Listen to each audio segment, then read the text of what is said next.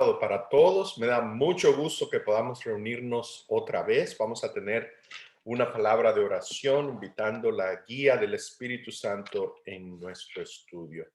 Buen Dios y Padre, gracias por este hermoso sábado. Gracias, Dios, por todas sus providencias, sus misericordias, su gracia, su compañía, Dios, sobre todas las cosas. Por el disfrute de esta vida que nos da en Cristo, buen Dios. Gracias, Padre, gracias. Le pedimos ahora, buen Señor, que su Espíritu nos guíe. Y gracias, Dios. Amén. Amén. Muy bien. Dios es bueno, bondadoso. Hoy tenemos un tema que es acerca de una banquetita,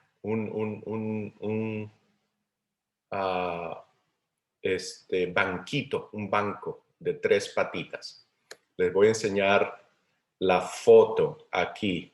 Esta yo la dibujé esta mañana para que vean. Vamos a ver si se ve. Ahí está. Esa es mi obra de arte. ¿La pueden ver? Muy bonita. Muy linda, muy bien. Vamos a hablar de esta banquetita de 3 patas. Es que le estoy hablando algo que salió fresquito del horno.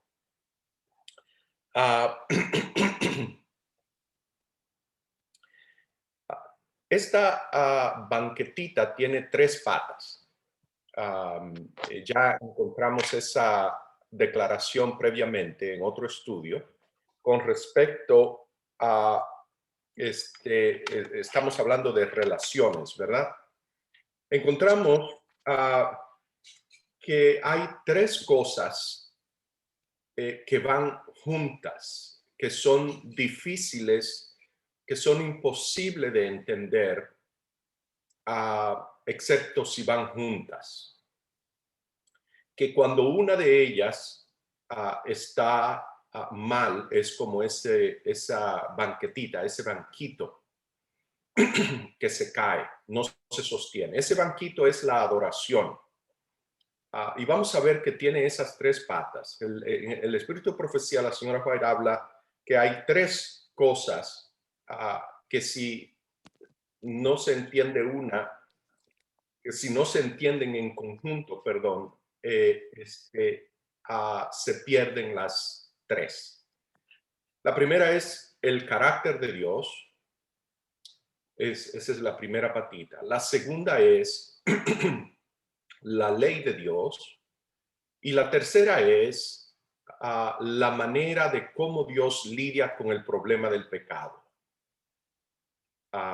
La naturaleza del pecado, qué es el pecado y cómo Dios maneja el conflicto cósmico. Eso es lo que la tercera pata es. El pecado, cómo Dios maneja con él. ¿Cuál es el problema que tiene? Una distorsión en uno distorsiona todos los otros. Y yo creo que no hay que ir muy lejos para darnos cuenta que es así. Encontramos que el evangelio hoy se predica, se presenta de una manera que no le hace justicia ni al evangelio, ni se presenta como la solución a un problema, al problema del pecado, y el problema no se entiende. El pecado se mira primariamente como una ofensa contra Dios. La salvación, el evangelio y el sacrificio de Jesús se presenta primariamente como algo que donde Jesús sustituye, paga una deuda, resuelve un problema, ese problema de la ofensa de Dios, y ahora Dios nos mira con simpatía porque no nos está mirando a nosotros sino a Jesús. Y el problema de nuevo se mueve a la esfera divina. Es con Dios con quien hay que trabajar para resolver el problema del pecado. Y la tercera cosa es que en el proceso le hemos hecho una gran distorsión al carácter de Dios. Interesantemente, cuando, y ténganme un poquito de paciencia aquí, simplemente es para recordarle a varios, tal vez para otros será nuevo, pero hemos hablado en más de una ocasión acerca de las tentaciones en el desierto,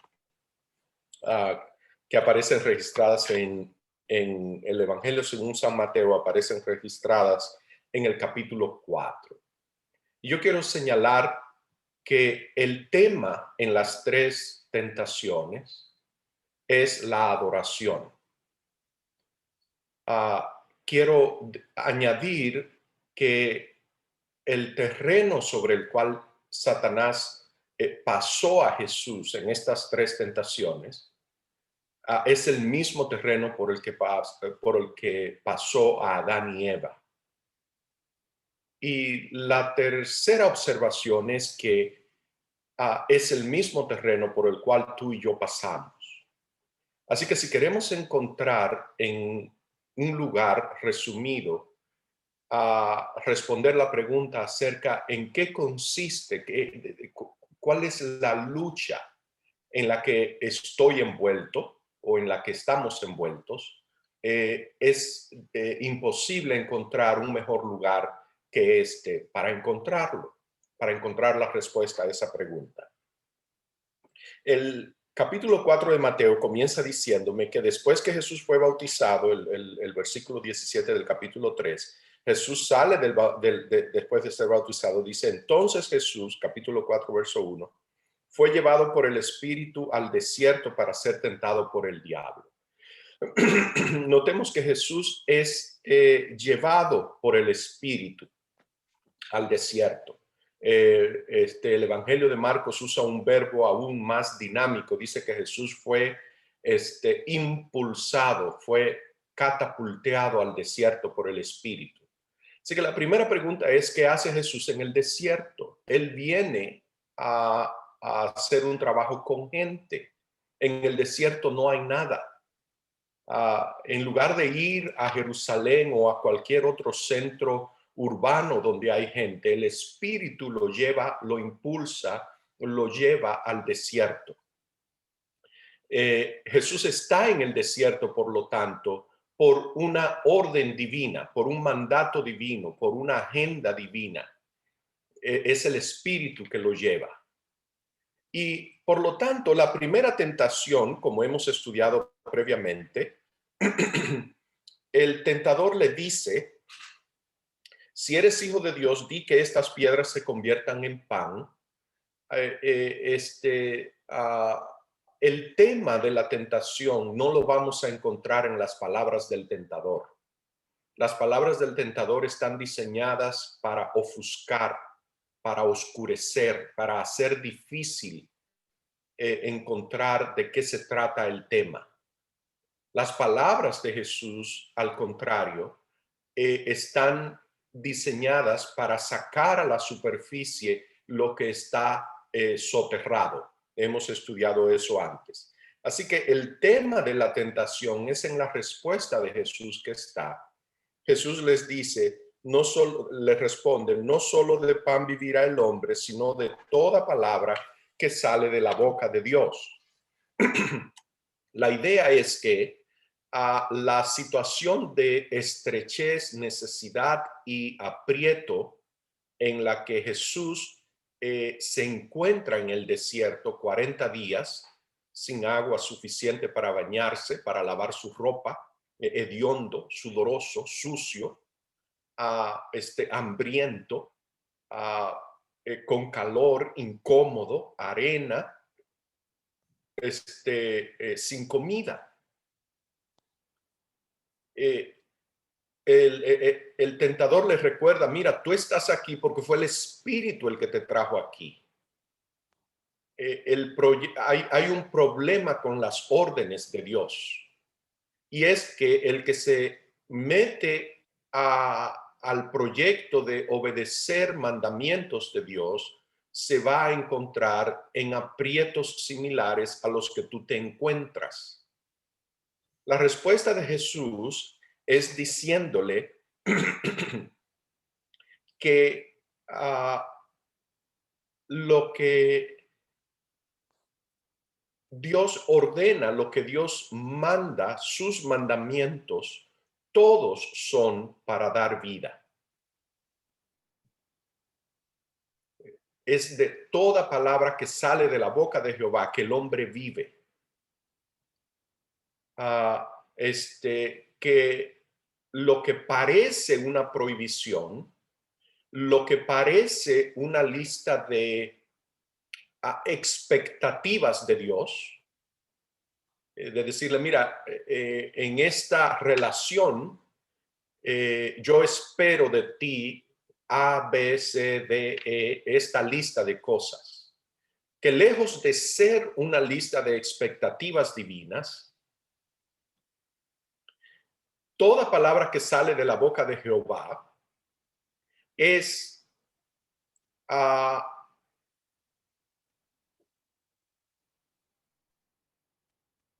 una expresión de lo que necesitamos.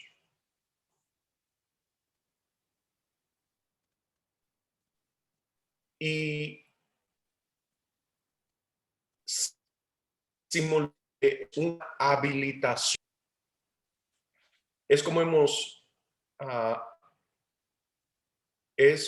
hemos visto con respecto al paralítico, al cuadripléjico, que Jesús le dice, levántate, toma tu lecho y anda.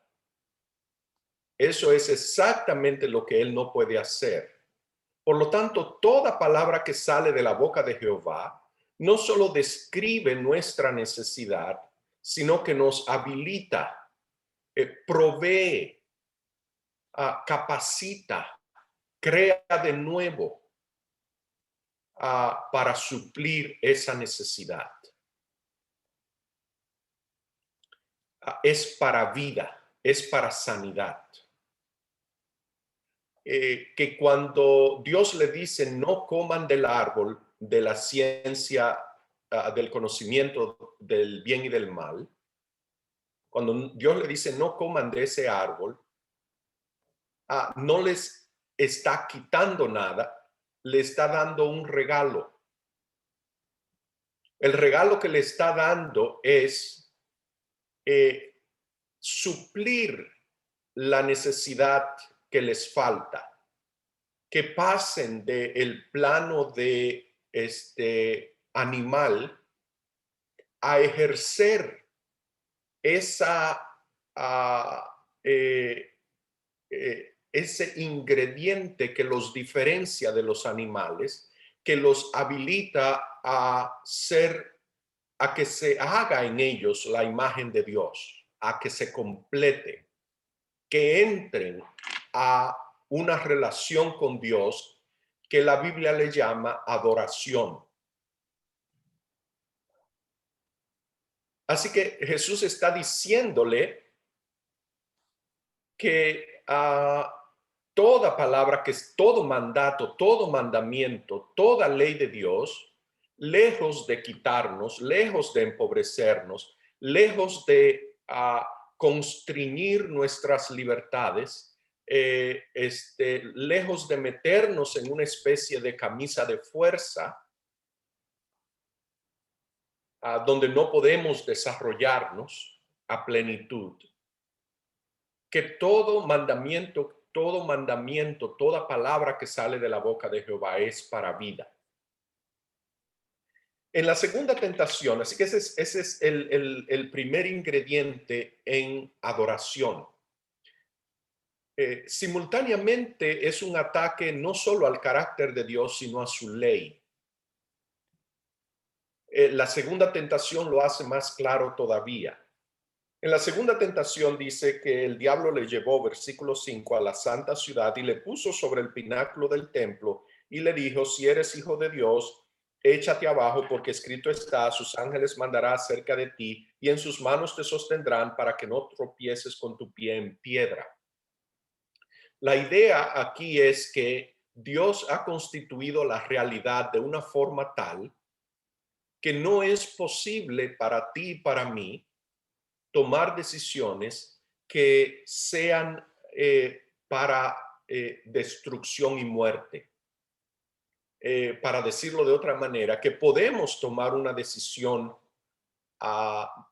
de muerte, tirarme de aquí, de esta altura, que tú te puedes tirar de esta altura, que Dios ha constituido la realidad de forma tal que no importa la decisión que tú tomes, Dios está allí para rescatarte del resultado. De la manera que le presentó esto a Eva, tal vez es más fácil, nos facilita entender. Cuando Dios les dice a Adán y Eva que no coman del árbol, ese es el mandamiento, Él les dice, el día que de él comieres, ciertamente morirás.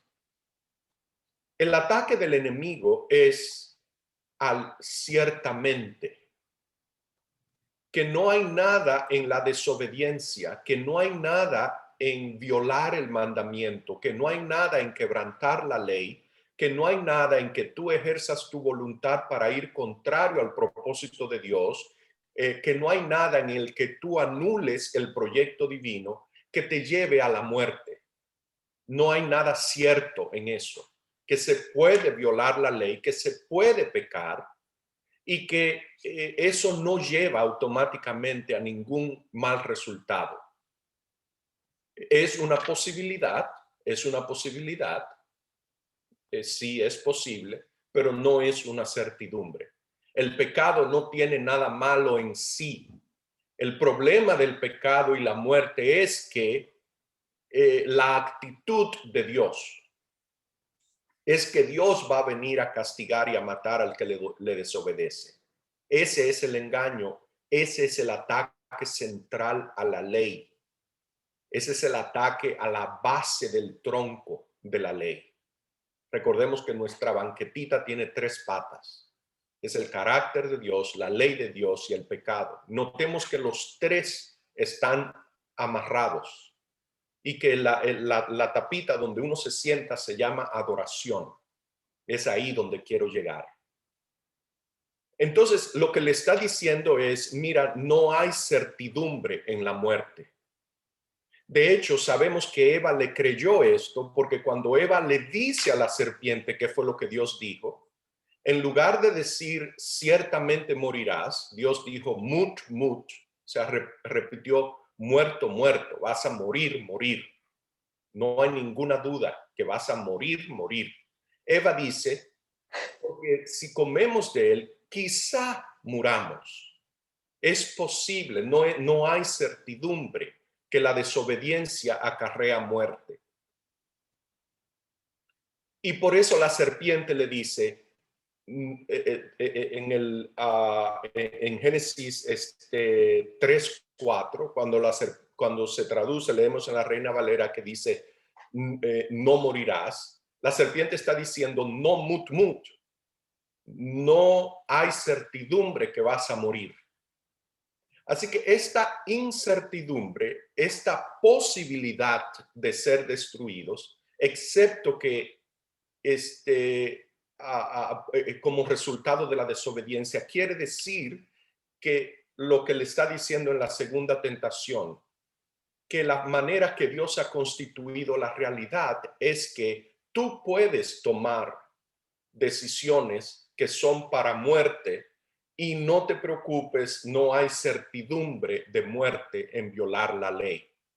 Es una manera de decir que hay un defecto con la ley, que no hay nada orgánico en la ley, que la ley es una superimposición a una realidad, que es posible existir, es posible la existencia en el pecado. Y Dios lo que dice es que el pecado no es viable, que el pecado se autodestruye. Y finalmente, la tercera tentación hace explícito, coloca sobre la mesa lo que las otras dos tentaciones lo presentan de una manera implícita. Le dice, lo lleva a un monte muy alto y le muestra a Jesús todos los reinos del mundo y la gloria de ellos. Y entonces le dice directamente, de lo que hemos venido hablando hasta ahora, es acerca de adoración. ¿Qué es adoración? Ese es mi tema. Hasta ahora hemos tratado de introducirlo, contextualizarlo. ¿Qué es adoración? Adoración es una respuesta. La adoración es una reacción. Hay una acción divina que produce una reacción. Hay una revelación divina que produce una respuesta humana. Por lo tanto, adoración habla, describe, la adoración describe la naturaleza de nuestra relación con Dios. Si vamos a San Juan 4, Jesús hace allí una exposición magistral. Lo que estoy tratando de decir es que la adoración sin estas tres patas, un entendimiento del carácter de Dios, un entendimiento de la ley de Dios y un entendimiento sobre la naturaleza del pecado y cómo Dios lidia con él, imposibilita adorar a Dios. Esa es mi tesis esta mañana. Bueno, no es mía, la saqué del Espíritu Profecía, no quiero tomarme crédito por lo que no me pertenece. En San Juan 4, verso 19, Jesús, conocemos allí la historia donde Jesús se encuentra con la mujer junto al pozo de Jacob. Cada vez que digo eso me acuerdo de una foto de Mercy, mi suegra, sentadita allí al lado del pozo de Jacob, todavía hecha agua, está allá. Bien, Jesús estaba allí en el pozo de Jacob, donde está la foto allí de Mercy. Y se encuentra con esta mujer y la mujer le dice a Jesús, vamos a tomar la historia en el versículo 19, dice, le dijo la mujer, Señor, me parece que tú eres profeta. Y continúa, ahora ella trae el tema de la adoración. Le dijo la mujer, Señor, me parece que tú eres profeta, nuestros padres adoraron en este monte y vosotros, o sea, ustedes los judíos, dicen que en Jerusalén es el lugar donde se debe adorar. Bien, esta mujer tiene una idea acerca de qué es la adoración y ella entiende que la adoración ocurre en un lugar. Así que la primera cosa que Jesús nos enseña a ella y a nosotros, es que la adoración no tiene nada que ver con lugares. La adoración no es algo que ocurre en la iglesia, en el templo, ni en ningún lugar particular, específico. La adoración es un estilo de vida. La adoración es una respuesta que se manifiesta en una actitud, resultado de una comprensión, de un entendimiento de una acción divina, de una revelación de Dios. Es una reacción. Dios acciona, yo reacciono. Jesús le dijo, mujer, créeme que la hora viene cuando ni en este monte ni en Jerusalén adoraréis al Padre. Bien, le dice la hora viene y en un segundito le va a decir, y la hora ya llegó, es ahora, ahora es la hora. La hora viene cuando ni en este monte ni en Jerusalén adoraréis al Padre. Así que la primera cosa que queda claro aquí es que adoración no tiene nada que ver con lugar. Le sigue diciendo, ustedes adoran lo que no saben. Así que ahora el siguiente punto, Jesús está hablando que para que la adoración sea adoración, vamos a encontrar un poquito más adelante que existe tal cosa como una adoración falsa. De hecho, ese es el tema del conflicto cósmico. La oferta, lo que acabamos de leer en Mateo 4, es Satanás buscando una adoración falsa. Vosotros adoráis lo que no sabéis, ustedes están adorando lo que no saben. Nosotros adoramos lo que sabemos, pues la salvación viene de los judíos. Así que ahora Jesús dice que el saber, el entendimiento está envuelto en la adoración. Así que no es lugar, no es en la iglesia, no es lo que ocurre en el templo, lo que es adoración, es en mi vida, es mi estilo de vida, es mi vida entera. Lo que está envuelto. Segundo, que envuelve el entendimiento. Hay que entender qué es lo que estoy haciendo. No existe la adoración sin saber, sin entender. No existe tal cosa.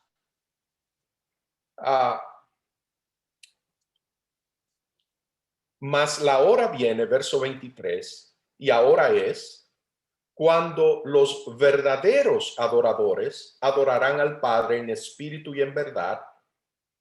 Así que ahora Jesús dice que la adoración envuelve la verdad.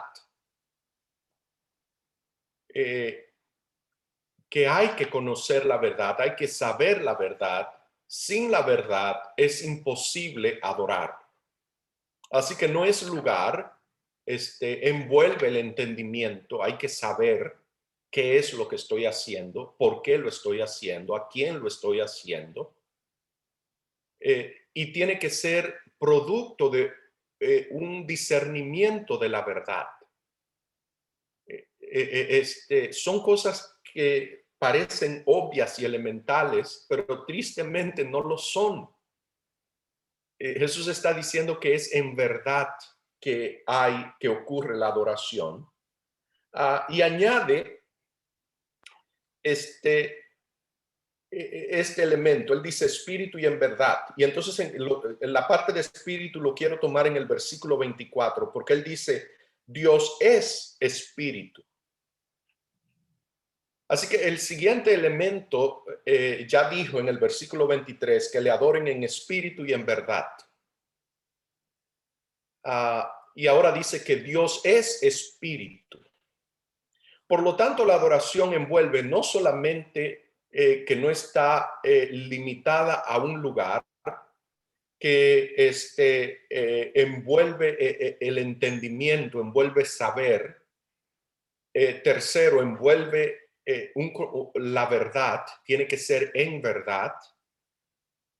Y cuarto, envuelve una apreciación de quién Dios es. Y envuelve un entrar a la manera de ser de Dios. Dios es espíritu, hay que adorarlo en espíritu. No solamente está diciendo que no es posible adorar en la carne, en otras palabras, está diciendo más que lo que no es. Nos está diciendo que la adoración ocurre en una participación de la naturaleza divina. Y volvemos y caemos en el proyecto de Dios para Adán y Eva con el árbol. Y lo que acaba de pasar con Jesús que leímos en San Mateo 4. una apreciación del carácter de Dios y de su ley. Y que mis decisiones cuentan, determinan, son determinantes. ¿Por qué? Porque es una relación. No es solo lo que Dios hace, sino qué yo decido, qué yo pienso, cuál es mi opinión acerca de esa acción divina. Y lo que estamos hablando es que la adoración es la respuesta correcta, es la actitud correcta, es la opinión correcta, es la reacción apropiada a esa acción divina. Entonces Jesús añade algo más aquí. Él añade la palabra necesidad. En el versículo 24 continúa, Dios es espíritu y los que le adoran en espíritu y en verdad es necesario que le adoren. Cuando Jesús trae el tema de la necesidad, que es necesario, no solo está expresando la idea de que es una condición indispensable para la verdadera adoración, sino que está hablando que hay un hueco, un vacío que queda en sus criaturas si no hacen eso. Que ese hueco, ese vacío es el pecado y eso es lo que mata. Así que teniendo esto en mente, vamos a releer este pasaje. Le dijo la mujer, Señor, me parece que tú eres profeta. Nuestros padres adoraron en este monte y vosotros decís que en Jerusalén es el lugar donde se debe adorar. Jesús le dijo, mujer, créeme, la hora viene cuando ni en este monte ni en Jerusalén adoraréis al Padre. Vosotros adoráis lo que no sabéis, nosotros adoramos lo que sabemos, porque la salvación viene de los judíos. Vamos a leer Romanos capítulo 3, verso 1 y 2, porque aquí hay un punto muy importante. Romanos capítulo 3, 1 y 2, el apóstol Pablo hace esta pregunta. Él está hablando de otro tema, pero nos sirve para este punto. Dice, ¿qué ventaja tiene pues el judío? ¿O de qué aprovecha la circuncisión? Y él responde, mucho, en todas maneras. Primero, ciertamente, les ha sido confiada la palabra de Dios. Así que el apóstol Pablo nos está diciendo que es esta palabra de Dios, que es este saber de a lo que Jesús está haciendo referencia aquí. Ya sabemos la experiencia de la nación de Israel, especialmente en referencia al ministerio de Jesús. Por lo tanto, tengo que hacer la pregunta o tenemos que hacer la observación que saber no es suficiente, indispensable como es, necesario como es, no es suficiente. Que esté disponible allí no es suficiente. Es el tema del que nos viene hablando el pastor Ureña, que de las 10 vírgenes. Es lo que tienen las lámparas, tienen la palabra, los dos grupos. Tienen la palabra, pero a unas les falta el aceite, que teniendo la palabra, teniendo el conocimiento, el apóstol Pablo dice que eso cuenta por mucho, pero no se confunda creyendo que cuenta por todo. Jesús les dijo a los líderes religiosos, ustedes escudriñan las escrituras porque a ustedes les parece que es en ellas que está la vida eterna. Y ellas son las que dan testimonio de mí y no quieren venir a mí para recibir vida. Le está diciendo, la vida no es allí en la palabra que está. Oye, cuenta por mucho. De hecho, es indispensable. Ustedes adoran lo que no saben. Hasta ahí se puede llegar. Pero una vez tú sabes, no te pares ahí, sigue adelante, quedan otras cosas. Nosotros adoramos lo que sabemos porque la salvación viene de los judíos, mas la hora viene y ahora es cuando los verdaderos adoradores adorarán al Padre en espíritu y en verdad.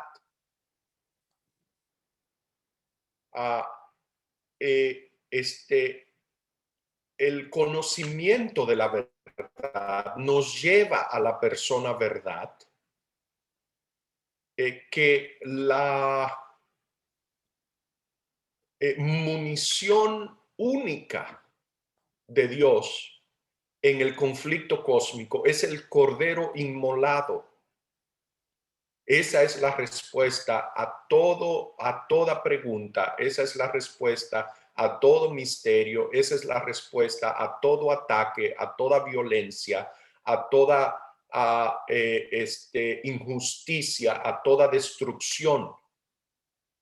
Es el cordero inmolado. Eso es todo lo que Dios hace. Y es suficiente y abundante para derrotar todas las herramientas del mal. Que Dios no hace otra cosa excepto el cordero inmolado. Que cuando entramos en ese espíritu, que cuando somos partícipes de esa manera de Dios ser, porque Dios es espíritu.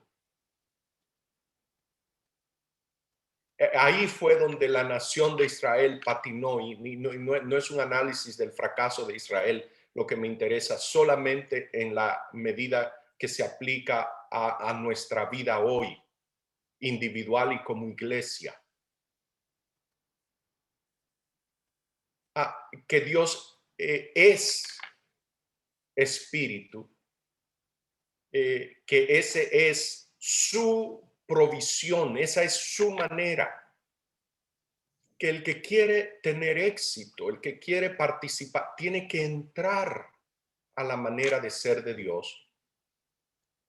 No es suficiente tener los oráculos, tener la palabra de Dios. Ya vemos, ya lo vimos, que no le sirvió de mucho a la nación de Israel.